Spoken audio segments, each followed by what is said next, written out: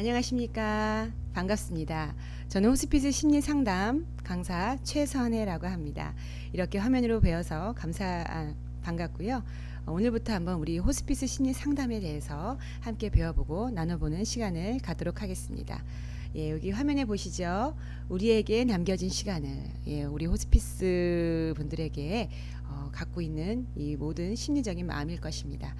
호스피스의 사전적인 우리가 한번 뜻을 보면은요, 호스피스는 죽음을 앞둔 환자가 평안한 임종을 맞도록 위안과 안락을 베푸는 봉사활동을 말합니다. 또 그런 일을 하는 사람을 말합니다. 그래서 호스피스는 그 서비스를 받는 환자가 되기도 하고요. 그 기관이 되기도 하고요. 또한 그 서비스를 베푸는 제공자가 되기도 합니다. 그걸 통틀어서 우리는 호스피스라고 이야기합니다. 네. 무엇을 공부할까요? 호스피스란 무엇이며 호스피스의 개념에 대해서 알아보도록 하겠습니다. 그리고 지금까지 이루어졌던 호스피스의 역사에 대해서, 지금까지 어떻게 호스피스가 발전해 왔고 또 우리나라에서는 어떻게 지금 진행되고 있는지, 어떤 기관 현황과 활동 유형에 대해서 알아보도록 하겠습니다. 그리고 죽음에 대한 이해와 준비, 다음 강의 때는요, 우리 또 교육팀장님께서 죽음에 대한 이해와 준비에 대해 강의해 주시도록 할 거고요. 그리고 우리 가장 중요한 핵심 부분이죠. 호스피스 심리 상담학에 대한 이론과 또한 실제와 그런 어떤 교육에 대해서 우리 한번 저와 함께 나눠보도록 하겠습니다. 네, 그러면 호스피스의 정의와 필요성, 이제부터 조금 이제 본론적으로 들어가게 됩니다. 자, 모두 기지개를 펴시고요. 기지개를 한번 펴시고요. 예, 호스피스의 개념과 필요성에 대해서 이제 처음부터 배워보도록 하겠습니다. 일반적으로 호스피스는 죽음을 앞둔 말기 환자와 가족을 사랑으로 돌보는 행위를 말합니다. 네, 환자뿐만 아니라 환자 가족까지도 사랑으로 돌보는 행위를 말하고요. 그리고 넓은 의미의 호스피스 활동은 말기 환자 돌봄뿐만 아니라 환자 사후, 그리고 사별 가족의 고통과 슬픔을 경감시키기 위한 총체적인 사랑의 돌봄 활동을 포함합니다. 예, 여기서 한번 나눠보고 가자면은요, 그 죽음을 앞둔 환자분들의 보편적인 그 심리 상태가 있습니다. 대부분 이런 심리 상태를 거치는데요.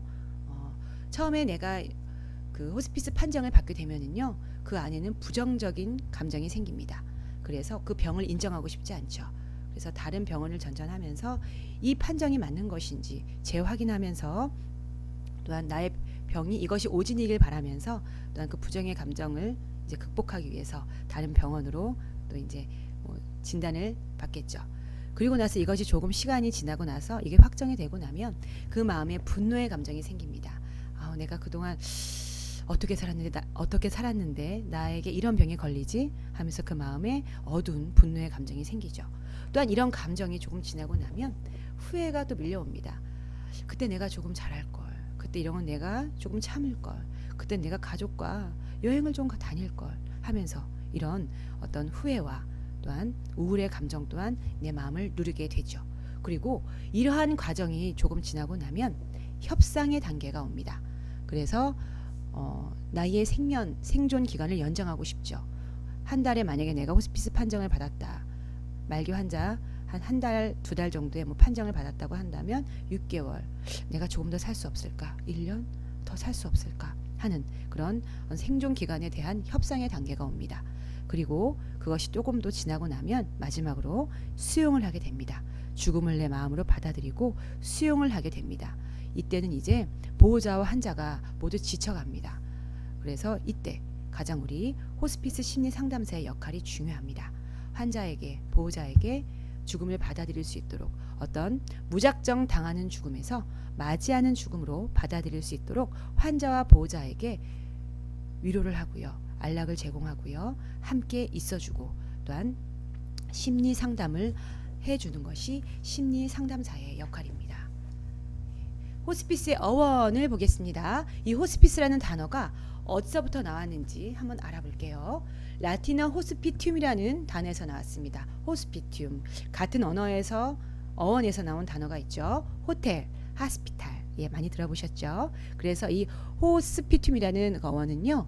손님이 그러니까 주인이 손님을 주체적으로 나의 집으로 받아들이고 오시게 하고 그분에게 편한 어떤 객과 그 손님을 어떤 환자가 될 수도 있겠죠. 편안하게 우리 가정으로 맞아들이고 그를 보호해주고 의식주를 제공하고 안락과 위안을 제공하는 행위에서 나온 그 단어가 라틴어 호스피튬이라는 어원에 있습니다.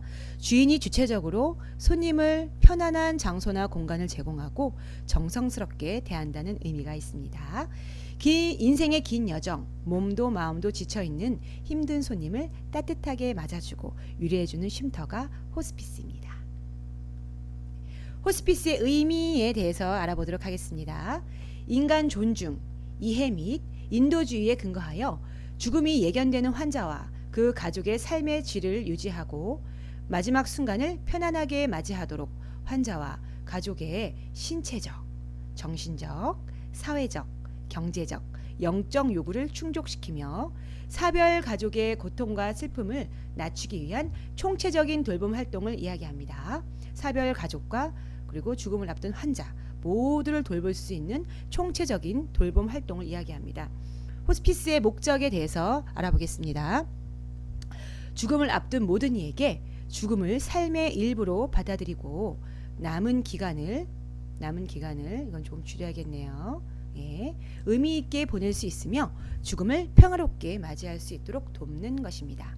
그래서 호스피스의 좀 역사를 잠깐 보자면은요. 예전에 중세 십자군 때 수도회에서는 순례자들에게 의식주를 제공하고 그 순례자들이 요즘에는 성지순례 1주, 2주면 성지순례를 다녀오곤 하는데요. 예전에는 어떤 그 순례자들이 몇 년을 두고 순례의 길에 오르기도 했습니다. 순례의 길에 오르다 보면 병에 걸리기도 하고요. 거기에서 임종을 맞이하기도 합니다. 이런 순례자들에게 의식주를 제공하고 병든 자들을 돌보았습니다. 성지 순례 중에 죽어가는 사람에게 특별한 돌봄 활동을 해주고 임종 후에도 그 순례자들을 긴 여행의 여행자로 대해주었습니다. 그래서 그때는 수도원이 국가적인 기도처가 됐었죠. 예. 그래서 그 호스피스의 목적은 좀 전에 말씀드렸듯이 어떤 호스피스 환자분에게는 죽음을 평화롭게 맞이할 수 있도록 돕는 거고요. 그리고 환자 보호자에게는 사별 이후에 그분의 슬픔과 아픔을 관리해주고 또한 상담을 통해서 회복시켜주는 그런 역할을 하고 있습니다. 호스피스의 필요성, 왜 필요할까?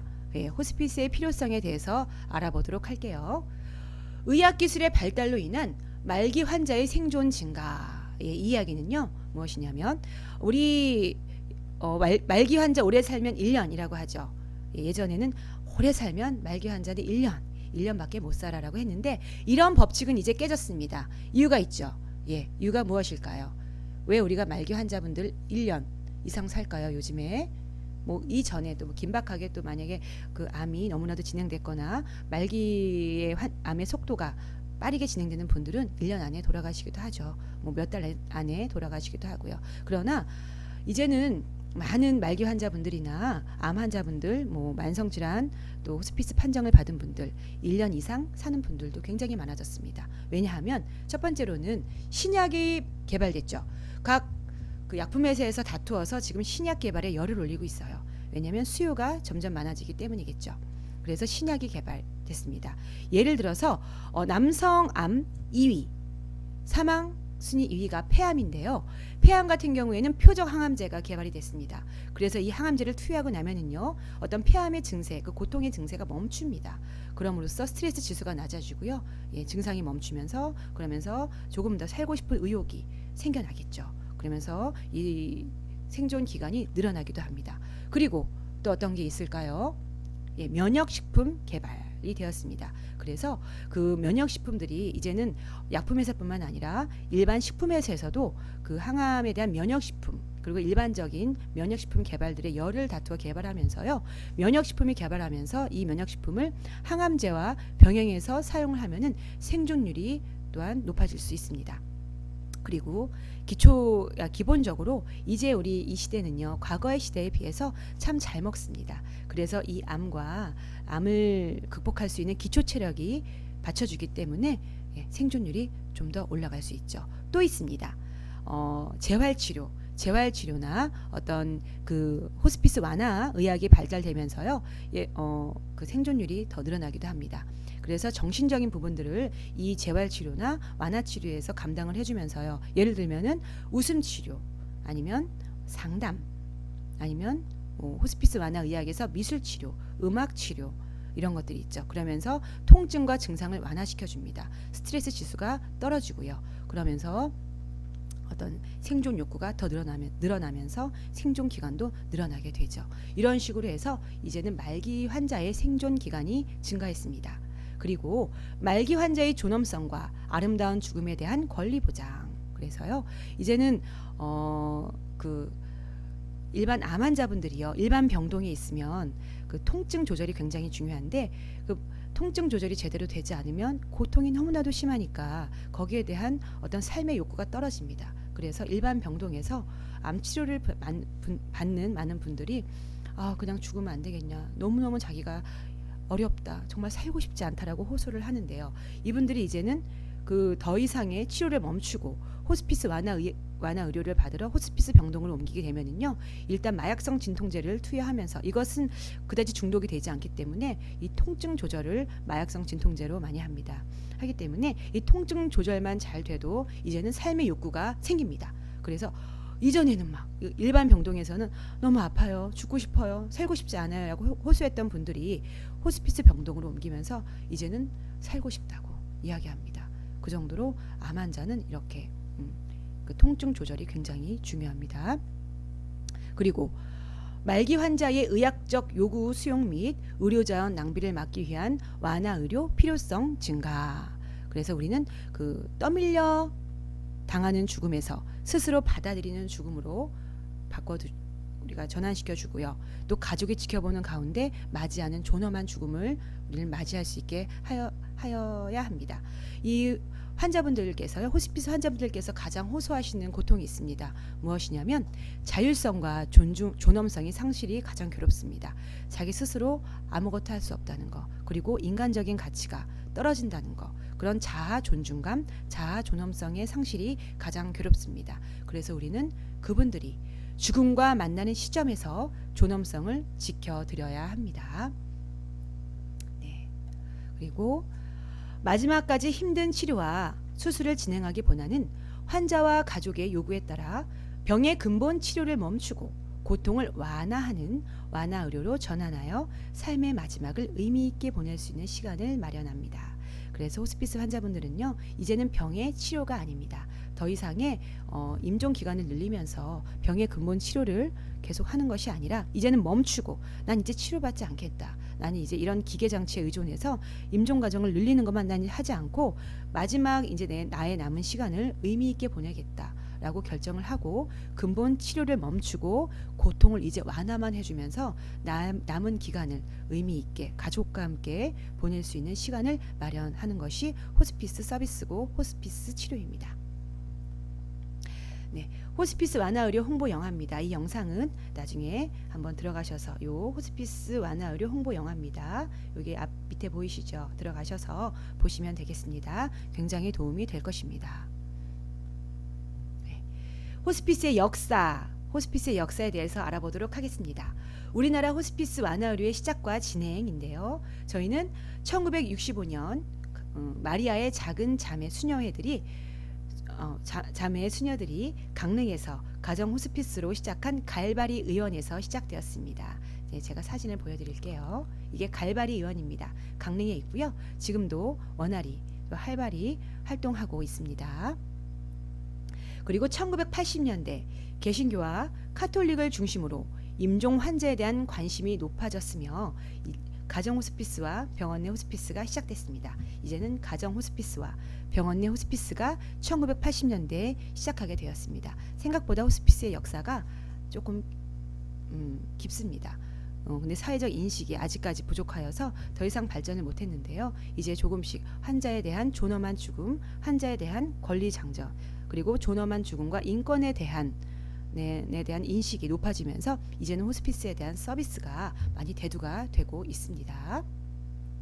칼바리 의원 보셨고요. 1988년 강남 성모병원에서 국내 최초로 열병상의 입원형 호스피스 병동이 개설됐습니다. 강남 성모병원에서 열병상의 입원형 호스피스 병동이 개설이 됐습니다.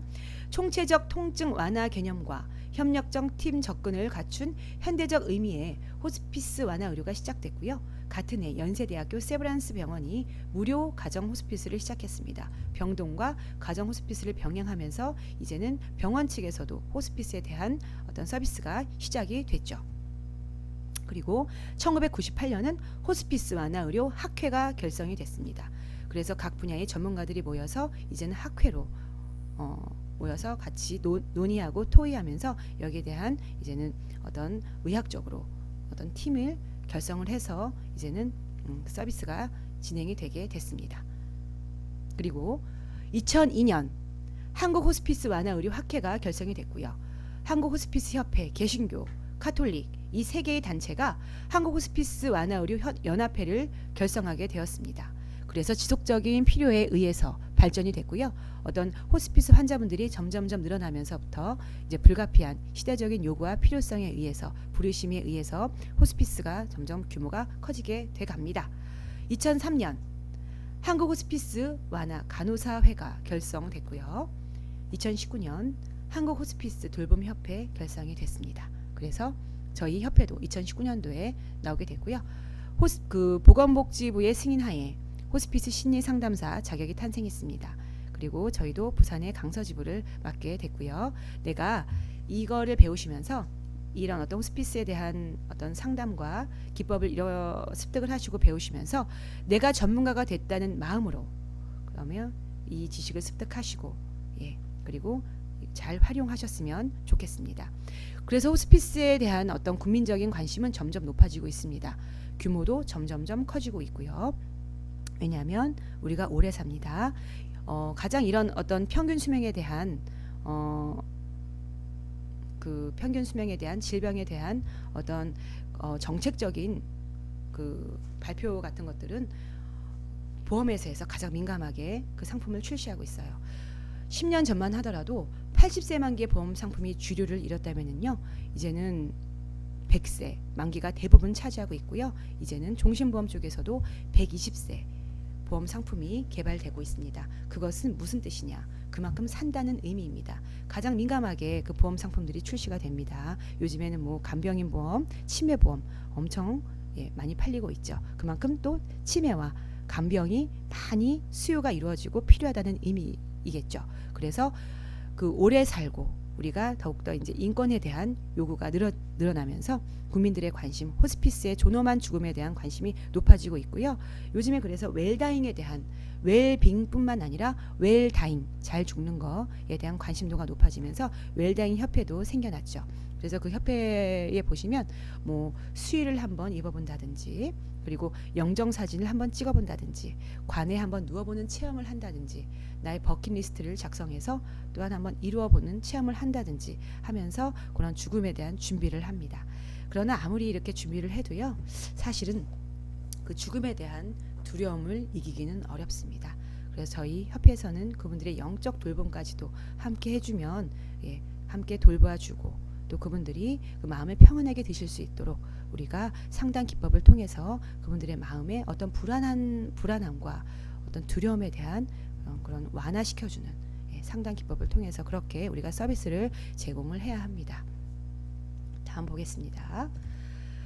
한국 호스피스 완화 의료의 발달, 국가 정책 및 법제화, 어떻게 우리가 이제는 국가 정책으로 법으로 이것이 발전이 되었는가를 한번 살펴보도록 하겠습니다. 우리나라는 호스피스가 비교적 일찍 도입되었음에도 제도적인 지원을 받지 못했습니다. 인식 부족 때문이었죠. 우리 경제 발전을 우리는 주로 이제 목표로 삼았기 때문에 어떤 복지나 또한 실버 분야에 대해서는 관심을 갖지 못했습니다. 그러나 1998년 7월 국회 보건복지 포럼에서 호스피스 제도화에 대한 세미나를 개최해서 호스피스 완화 의료 법제화가 처음 추진되었습니다. 호스피스 완화 의료 요즘에 많이 대두가 되고 있죠. 호스피스 완화 의료 무엇인지 한번 빈칸에 있으면 한번 적어보도록 하겠습니다. 제가 불러드리겠습니다. 호스피스 완화 의료란 죽음을 앞둔 환자의 신체 증상을 적극적으로 조절하고 환자와 가족의 심리, 사회적, 영적 어려움을 돕기 위해 의사, 간호사, 사회복지사, 자원봉사자가 팀을 이루어 가족과 환자의 고통을 완화시켜 삶의 질을 향상시키는 것입니다. 다시 한번 불러드리겠습니다. 호스피스 완화 의료란 죽음을 앞둔 환자의 신체 증상을 적극적으로 조절하고 환자가 가족의 심리, 사회적, 영적 어려움을 돕기 위해 의사, 간호사, 사회복지사, 자원봉사자가 팀을 이루어 가족과 환자의 고통을 완화시켜 삶의 질을 향상하는 것. 이것이 호스피스 완화 의료입니다. 2002년 보건복지부가 호스피스 완화 의료 제도화 및 법제화를 위한 시범사업 계획을 수립하였고요. 2003년 제1차 말기암 환자 호스피스 시범사업을 시행하면서 본격적인 국가정책의 호스피스 개입이 시작됐습니다. 그리고 2005년 보건복지부 주관 말기암 환자 완화의료 전문기관 활성화 사업이 시작이 됐습니다. 그래서 이제는 정부 정책적으로 이제는 호스피스에 대한 관심이 높아지면서 점점점 호스피스에 대한 범위가 확대되고 있습니다. 한 단계 한 단계 구체화가 되고 있죠. 2006년에는 암 정복 10년 계획을 수립하였고요. 그래서 전문 의료기관의 법적 기준을 마련하였고 말기 환자 전문 의료기관 지정기준 고시를 신설하여서 호스피스 전문기관 지정제를 도입했습니다.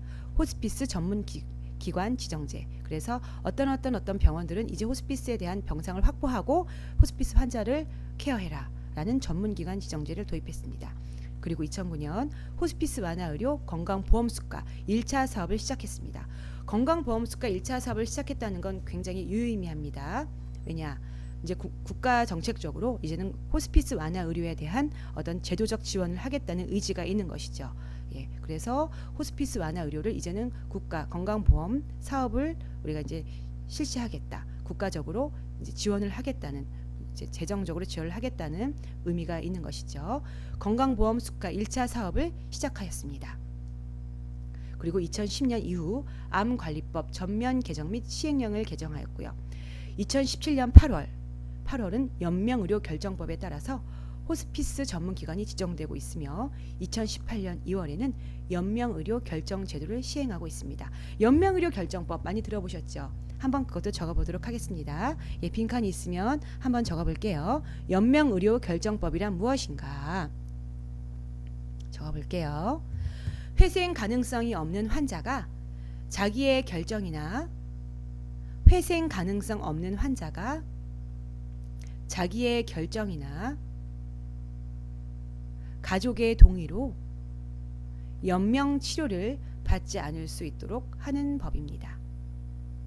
회생 가능성 없는 환자가 자기의 결정이나 가족의 동의로 연명 치료를 받지 않을 수 있도록 하는 법입니다. 자, 그 연명 의료 결정법이 이제는 내 스스로가 내가 이제는 아프기 이전에 건강할 때 내 의사를 미리 밝힐 수 있습니다.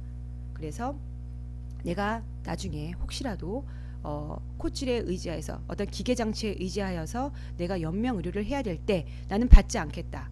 내가 이런 판정을 받을 때 나는 받지 않고 모든 기계장치, 임종 기간만 늘리는 그런 기계장치를 빼라. 나는 하지 않겠다라고 내 스스로 아프기 전에 건강할 때 결정을 하는 것입니다. 그래서 그럼 연명의료란 무엇인가 한번 또 옆에 적어볼게요. 연명의료란 현대의학으로 더는 치료할 수 없어. 현대의학으로 더는 치료할 수 없어. 환자에게 항암제, 기계 장치로 어떤 임종 과정만 연장하는 것을 연명의료라고 합니다. 그래서 연명의료 사전 의료 의향서가 있죠. 저희 부모님도 이걸 작성하셨는데 가셔서 신분증과 도장을 갖고 가면 이런 또 사인을 할 수 있겠더라고요. 그래서 요즘 부모님들이 또 많이 자녀들을 위해서 또 이런 사전 연명의료 의향서를 작성을 많이 하시더라고요. 이 법의 시행에 따라서 말기암 환자에게 국한되었던 호스피스 완화 의료 서비스가 기타 질환 말기 환자들에게도 확대되었고 말기 환자들이 자유의사에 따라 연명의료를 결정할 수 있는 법적 근거가 마련되었습니다. 네, 이 기타 질환 이제 어떤 암 환자뿐만 아니라 기타 질환 말기 환자들에게도 이 호스피스 완화 의료 서비스가 확대가 됐습니다. 이것은 또 다음 시간에 우리가 한번 기타 질환 말기 환자들에게는 어떤 환자들을 기타 질환 말기 환자라고 이야기하는지 저와 함께 알아보도록 하겠습니다. 그럼 오늘은 여기까지 우리가 또한 공부를 해봤고요. 다음 시간에 또 자세하게 기타 질환 말기 환자들과 또한 호스피스 법제화가 어떻게 이루어졌고 또한 그 건강보험 급여화는 어떻게 돼가고 있는지에 대해서 또 알아보도록 하겠습니다. 오늘 함께 또 공부해 주신 우리 또 수강생 여러분들께 감사드리고요. 저희가 그동안에는 대면 교육만 했기 때문에 그 대면 교육의 속도대로 우리가 나갔습니다. 그래서 조금 빠르게 느껴지실 수도 있고요. 조금 이거는 더 알고 싶은데 라고 생각하실 수도 있습니다. 그것은 개인적으로 또 이 댓글에 달아주시면 제가 답변을 해드리겠습니다. 오늘 여기까지 우리가 또 수업 진행했고요. 다음번엔 조금 더 알찬 내용으로 함께 또 수업 진행하겠습니다. 지금까지 함께 공부해 주셔서 감사합니다. 다음 시간에 또 뵙겠습니다.